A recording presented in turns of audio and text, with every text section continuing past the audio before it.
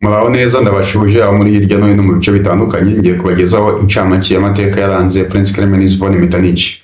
Uyu mugabo Prince Clemens von Metternich yavutse ku itariki 15 z'ukwezi kwa gatanu mu mwaka wa 1773 aza kuba Austrian Chancellor kuva mu mwaka wa 1821 aza kugeza mu mwaka wa 1848 ubwo habaga impinduramatwara muri Europe cyangwa se mu Burayi zashakaga demokarasi ndetse na nationalism.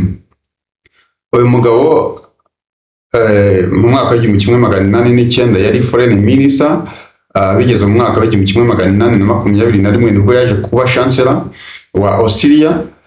Ikindi uyu mugabo azwiho nk'umuntu wazanye igitekerezo cyangwa se watangije Congress system nyuma yuko yari amaze gutsinda Great Napoleon Bonaparte. Nyuma izi revolution zabaye mu mwaka wa 1848 zaje gutuma ubutegetsi bwe buba downfall cyangwa se burangira. Yaje guhunga ava i Vienne yerekeza muri England, aza kumarayo igihe kinini.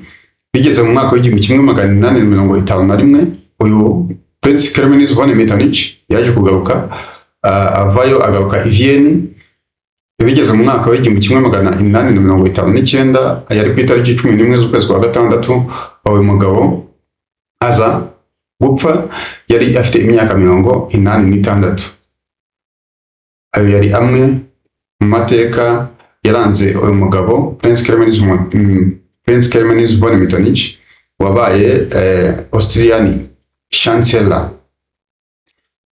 Ku makuru cyangwa se amateka arambuye y'uyu mugabo Prince Clemens von Metternich twahorera kuri YouTube channel ariyo JP Offshore, ubundi tukajya tubona umunsi ku wundi ugakora share ndetse na subscribe. Murakoze cyane.